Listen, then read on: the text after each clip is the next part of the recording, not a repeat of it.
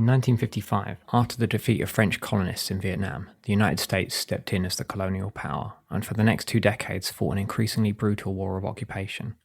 Through the 1960s and 70s, a powerful and broad-based anti-war movement developed which opposed US intervention, with an increasingly militant wave of protest and direct action. This is Working Class History.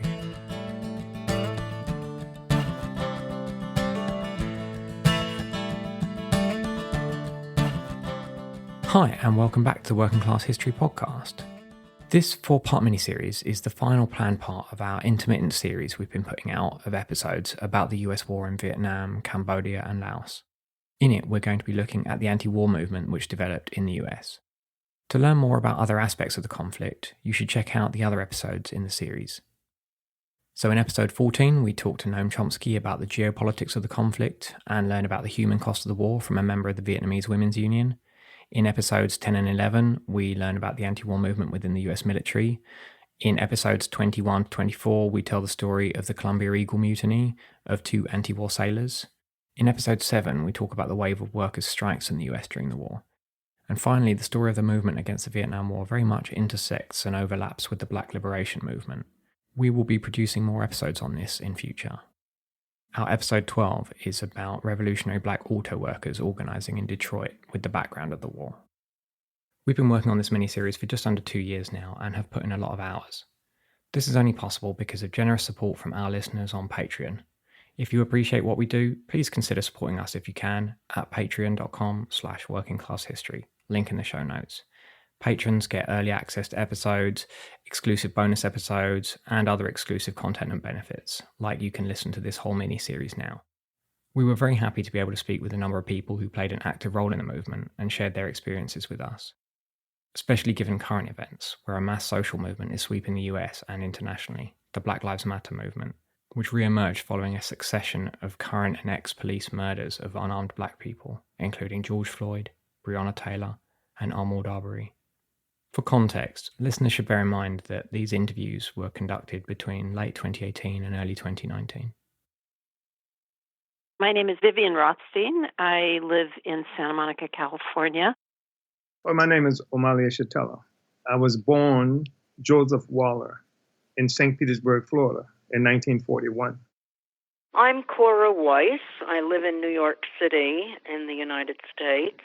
I'm a wife, a mother, a grandmother of 5, and a peace activist. My name is Michael Novick. I'm a longtime anti-racist activist. I live in Los Angeles now. I'm originally from Brooklyn, New York. As with all of the social movements in the US in the late 1960s, they were all inspired by or grew out of the civil rights movement. Vivian Rothstein's experiences are a good example of this. I grew up in California. I went to public schools. I was a student at UC Berkeley in the 60s, and that's where I got involved in the civil rights movement and where my activism began. Just a little bit about my family background. My parents were refugees from Nazi Germany who came here in the late 30s, and they lost most of their families. Both of my grandmothers were killed during the war. My paternal grandmother in a camp in what's now Lithuania, and my maternal grandmother died in hiding in Holland. So I was raised with this sense that the world could be a very dangerous place, and your country could turn against you. And it wasn't like a conscious thought, but I think it had something to do with my being drawn to civil rights activities when I went to UC Berkeley. And I got involved with the Congress of Racial Equality, and they were training young students to participate in nonviolent civil disobedience and to learn the philosophy of nonviolence as a social change strategy and also a moral stance. And I got involved as an undergraduate in a number of demonstrations, and when I turned 18, I participated in my first civil disobedience, and I got arrested along with several hundred other people around the issue of employment opportunities for African Americans in the automobile sales industry in San Francisco. So At first, my focus was really the civil rights movement. Vivian told us more about her experiences in the civil rights movement, which you can listen to in our bonus episode attached to this one, available for our Patreon supporters. For Omali Yeshitela, anti-colonial movements overseas, as well as his experience at home, shaped his views. My birthplace in St. Petersburg, Florida, obviously played an important role on shaping my consciousness, but so did the time of my birth in the 1940s, which was a time when the struggles for national liberation around the world began to heat up in a very serious way. In 1947, of course, India became independent. 1949, China, and then struggles happening in various places around the world. But I'm sure that in retrospect, it played a role in shaping my consciousness as it did others of my generation. I'm of the generation of the Stokely Carmichaels and the Rap Browns and, in the same general area, the Huey P. Newtons, et cetera. And I think some of that played a role, as well as the actual conditions that we lived in. Just to explain briefly, Stokely Carmichael, also known as Kwame Ture, and Rap Brown were both leading activists in the Student Nonviolent Coordinating Committee, SNCC, a direct action civil rights organisation which became increasingly radical and later briefly merged with the Black Panther Party, of which Huey Newton was a founding member. St. Petersburg, Florida, is a city that was organized for the purpose of getting tourists. It's a tourist city. It's Florida, as you know, is a peninsula, and St. Petersburg actually is a peninsula on a peninsula. It's surrounded by beaches and what have you. So Florida, the city, was organized through bringing and drafting African workers from other places in the South to come into the city to clear it up. We cleared the swamps. We built the railroads and and the general streets and roads. And we were there afterwards to provide a cheap labor source for mostly white tourists who were coming from the north and sometimes from Canada. And we were restricted to a 2 square mile area. We lived there. We were simply to show up for work, restrict our presence, to this small enclave. And so I grew up with this, but fortunate that this colonial relationship represented itself at that time as segregation. So I grew up in all Black schools, very fortunate for that, and had a different kind of relationship with an African community than what I think most young people, Africans, have today, in general speak. So that helped to shape. My father was a laborer. He worked on the railroad as a laborer in the yards and what have you. My mother was a beautician who, after developing a serious allergy to the chemicals that she used there, went back to school and became a nurse. So that sort of informed, how I grew up. Cora Weiss was part of a generation of young people, especially young women, who were pushed towards activism by the Cold War and the nuclear arms race. I was a member of Women's Strike for Peace, which came together in 1961 to protest and call for the abolition of atmospheric nuclear testing. We called it atomic testing in those days, because we discovered that strontium-90 was falling out of the planes when they were testing atomic bombs. And we were concerned that that lethal chemical was getting into our babies' teeth, which were being examined at Washington University. And Women's Strike was very actively teaching newspaper editors how to spell strontium and to write editorials protesting the testing from the skies. Fast forward, in October of 1963, we went to the White House and stood outside the gates because Kennedy was signing what we called the half-ban treaty, the treaty that banned the atmospheric testing of atomic bombs, with the Soviets. John F. Kennedy was president at the time until he was assassinated in late 1963, who was succeeded by his vice president, Lyndon B. Johnson. And soon thereafter, we started hearing about the Buddhist monks who were immolating themselves to protest the beginnings of the war, and about Cardinal Spellman, who took thousands of dollars to, quote, rent, unquote, the South Korean army to come and be our surrogates in the beginnings of the war. And we decided that we had to put atmospheric testing aside and protest a war that was illegal, immoral, and should never have happened. Student Joe Maizlish had been interested in human rights and anti-war activism since childhood. I was born in 1942, so I'm 76 now. And in 1955, at age 13, I cut a picture of Dr. King out of a magazine that my parents received. And I guess I was thinking that this is something important. And I was, in other words, taking an interest in the kind of social issues, social justice issues, fairness, what's right. That was a streak of mine for a long time, as long as I can remember. And in 1960, I got to meet Dr. King, actually, and asked him if he wanted people to come. I was in Los Angeles, which is where I was born and where I am now. If he wanted people to come and be in his, he was talking about establishing a youth training school for youth who would be working on civil rights matters. And he said that there's usually plenty to do where you are, where you're living, where you are. I don't remember his exact words, but that was definitely what he meant. And so where I was is how do we understand that? And we could say that a lot of my experience was trying to explore different understandings of where we are as individuals and as groups. In 1962, I met a organizer, and I would call him a speaker, for the War Resisters League. His name was David McReynolds.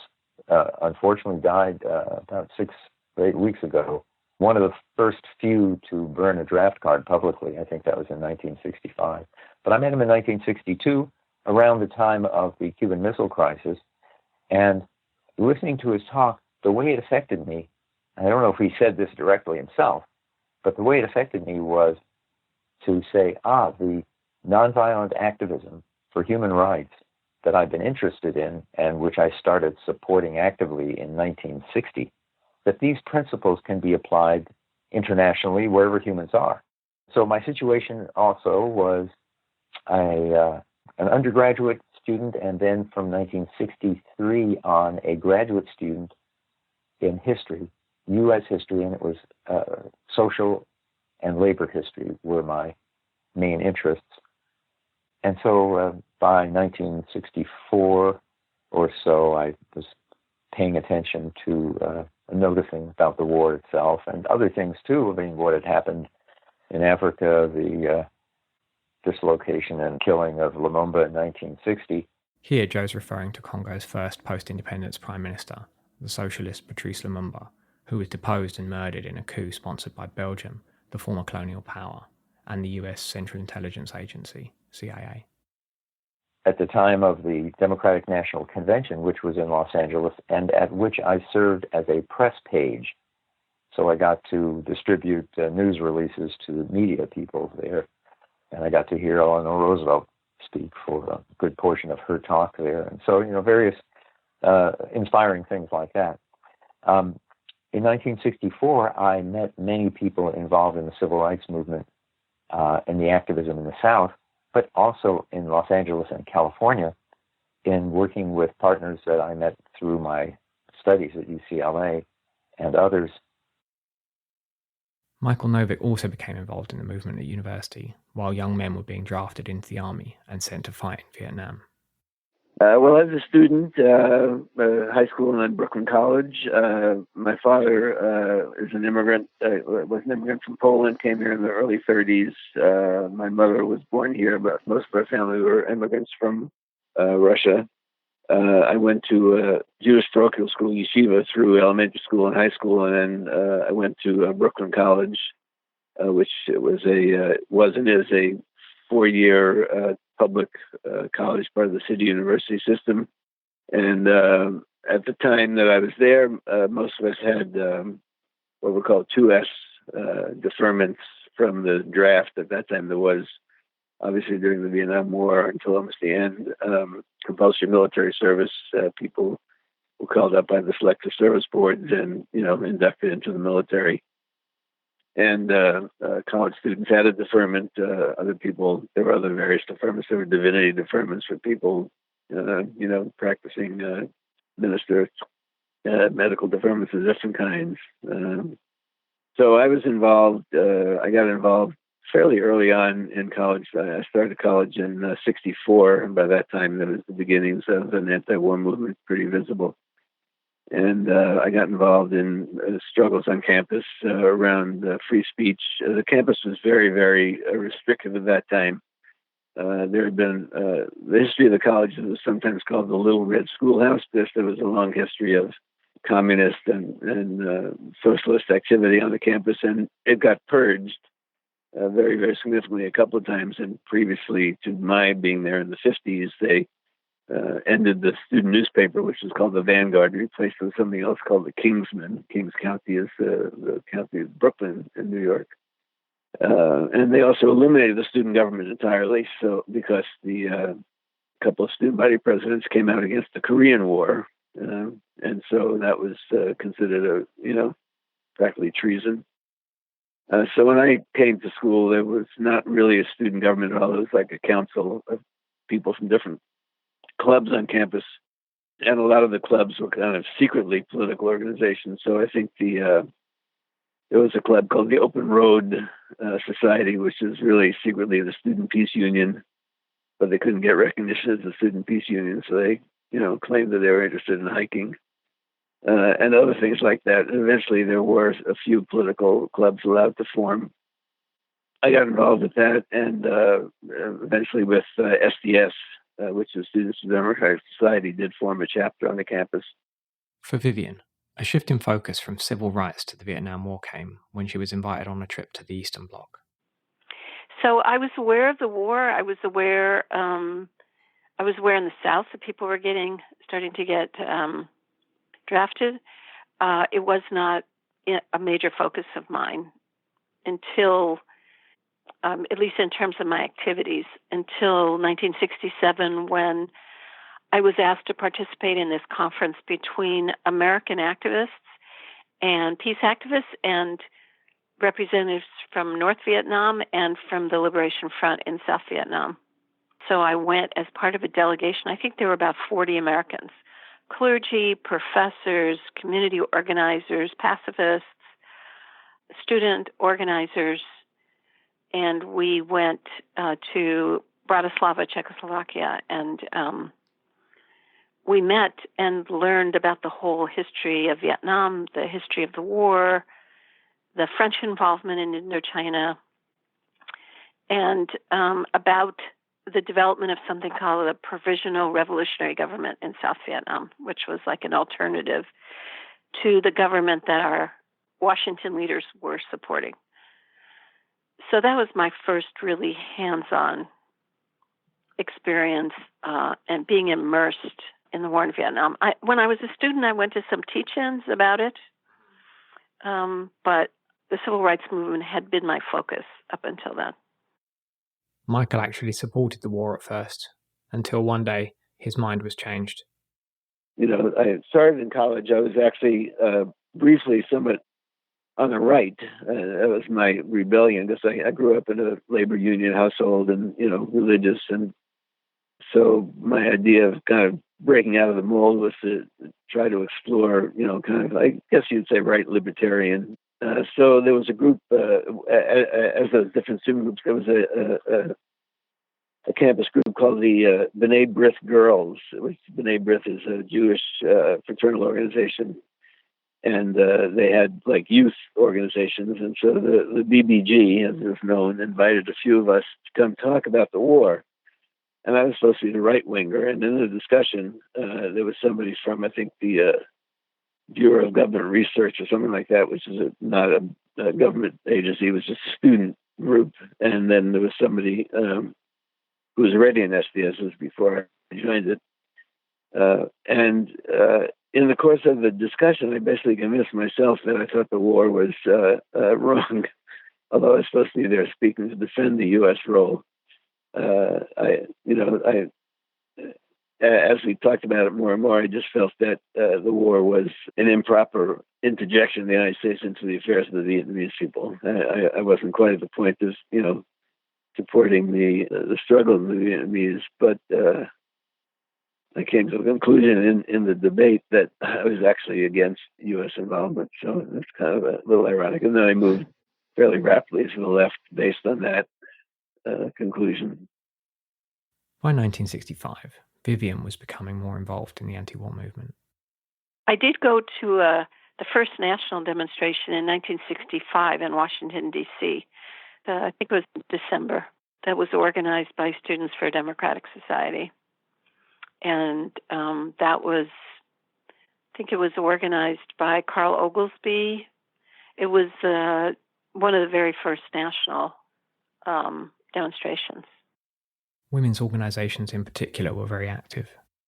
Well, there were Women's Strike for Peace was getting involved in the Vietnam issue, and actually there was a delegation of women. One of the other women who worked in my community organizing project went to Jakarta, Indonesia, and met as part of a delegation of American women with Vietnamese women. And it was at the initiation of the Vietnamese to meet with women and talk to them about their perspective on the war.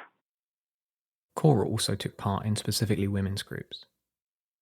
We were women, and we didn't use the word feminism in those days, but we used what would be today called feminist strategies, I guess you would call them. We made banners that we wore over our clothing across our chests that said, "All women are our sisters." We went on demonstrations which we demanded be safe for families, so they would preclude civil disobedience or any kind of violence. And we worked with I don't know if the word is with, we worked with members of Congress to get them to be aware of what was happening and to try to vote against further funding for the war against Vietnam.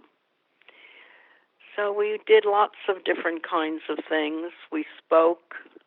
I remember my first public speech was on top of a car in Union Square, holding a handheld microphone.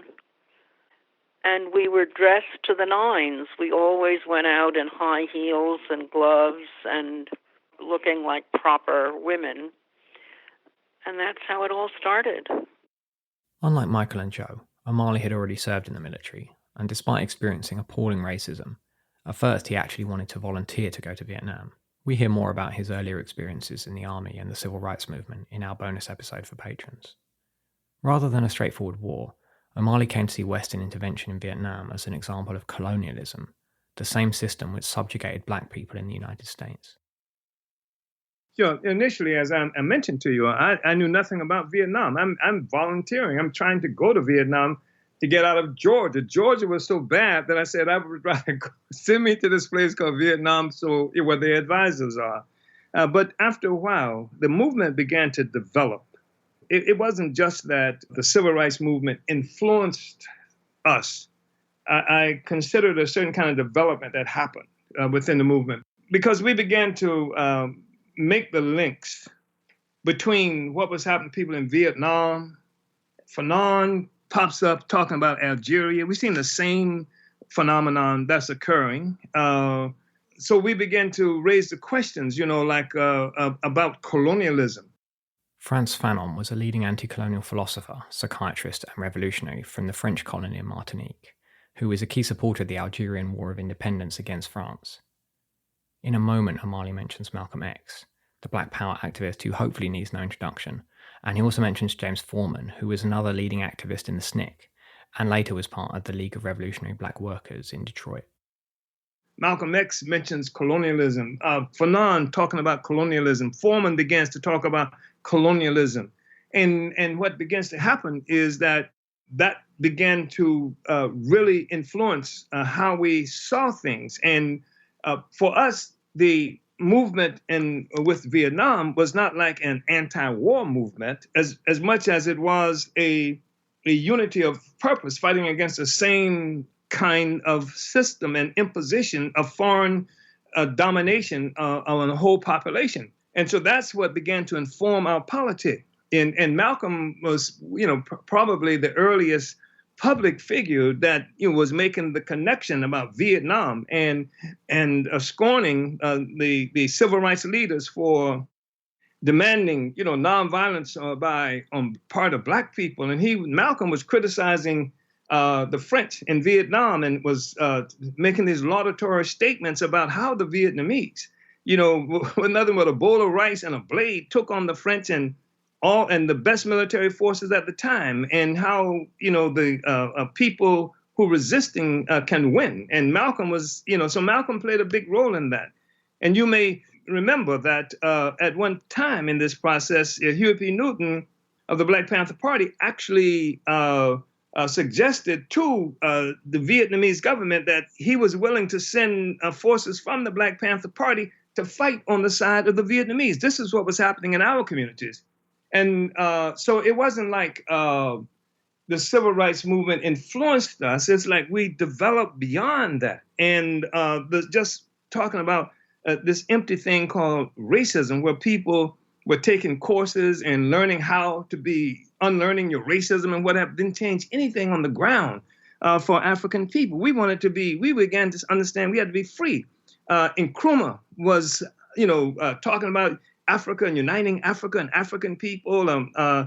So it was an incredible period. It wasn't just Vietnam. It was revolutionary anti-colonial struggle happening all around the world. And what Fanon was producing for us that helped us to understand some things about colonialism. So you had a whole different trajectory. Kwame Nkrumah, mentioned just now, was the Ghanaian independence leader who became the first president of Ghana after independence from Britain. Other people mentioned in the next clip include Fidel Castro, leader of Communist Cuba, and Ho Chi Minh, the leading figure of the Vietnamese anti-colonial movement and the Communist Party. And, the anti-war movement was mostly white. But the African liberation movement was the same kind of movement that the white people were protesting that was happening in Vietnam, but were unable to protest happening in the United States. But the moment when SNCC said to the whites, listen, go into your community, leave SNCC, go into the white communities, and because that's where the heart of our contradiction lies. That's where we're catching hell. All of the contradictions coming from the white, go there and organize in the white community, and they refused to do that. Instead, they discovered the Vietnam War. And one of the reasons they had to discover the Vietnam War is because the success of the Vietnamese people in fighting this struggle against them, it gave them a material interest in not going there. The body bags coming back here gave them a material interest in not going to Vietnam. So this was a major development, this whole Black Power thing. When you start talking about power as opposed to integration, then you thrust yourself into the whole anti-colonial arena, because that's what you can measure success by the achievement or lack thereof of power. You can say your status because you have no power. But if you say that I'm struggling to make white people like me, or to be able to go to church with white people, you not only do not get power, what you have done is actually negated the need for your own power and left power in the hands of the forces that you're supposedly fighting against. The 1960s was the apex of intellectual challenge and discourse in the Black liberation movement itself. I mean, these huge struggles that we were grappling with, and most of us were young people. I mean, Stokely was in his 20s when he met with Fidel, and Huey was in his 20s when he went into Vietnam and what have you. And of course, we're hearing from Robert Williams, who was there. And then many people don't know, as we talk about Vietnam, but Ho Chi Minh himself spent time in New York in particular, and he attended meetings of the Marcus Garvey Universal Negro Improvement Association and African Communities League. And I know that informed him tremendously in terms of how, at least through propaganda and otherwise, in Vietnam, they were able to deal with Black troops who were fighting them. And Ho Chi Minh wrote something, I think, in 1924, a pamphlet on the treatment of Black people in this country that had to have been influenced by what he learned in the United States, in particular what he was learning, through the Marcus Garvey meeting. So Ho Chi didn't take an anti-war movement, do you understand, for this connection to begin to happen among colonized peoples, around the world. A key early tactic of the movement against the war was the teach-in. Cora attended several. A teach-in was getting a hall in a university or a college, not in high schools, and calling a meeting and having historians and or activists come and speak about the war, organized by men, mostly historians, but others, activists, and there were a sprinkling of women allowed to speak, but it was pretty male-dominant. And they grew. I think the first one was at Michigan, I'm not sure. And they were very, very important because they taught people about where Vietnam was, how it came to be split in half, the history of the French War that preceded it, and why and what our war was about, and whether it was legal. We had lawyers speaking. And it happened in the beginning years of the anti-war movement. And it created a generation, or I don't want to use the word class, but it created a large group of well-informed and motivated young people. And then people started to protest the draft. I just watched some footage from the archive at Swarthmore College, which has the largest peace archive in the country, of us, including me, protesting the draft, and women pouring out of a bus with signs in Washington opposing the draft. So there were protests at many levels. One of the early forms of resistance to the war Michael got involved in was opposing military recruitment on campus.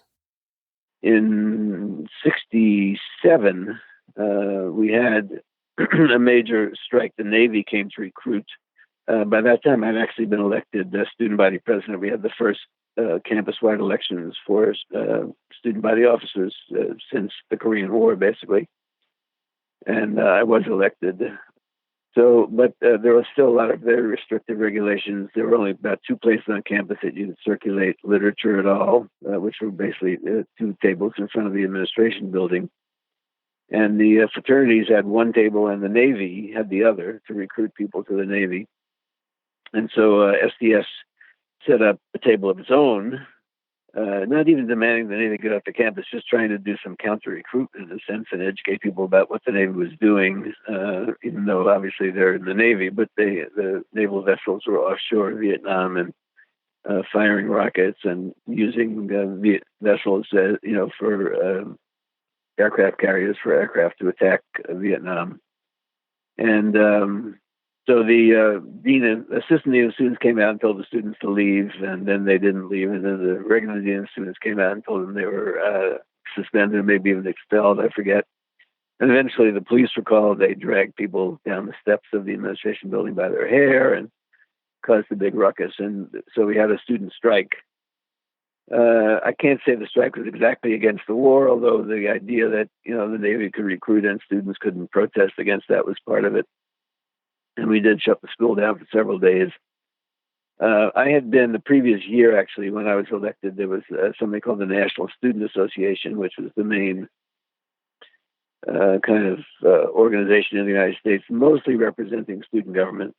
Was not really a mass-based organization.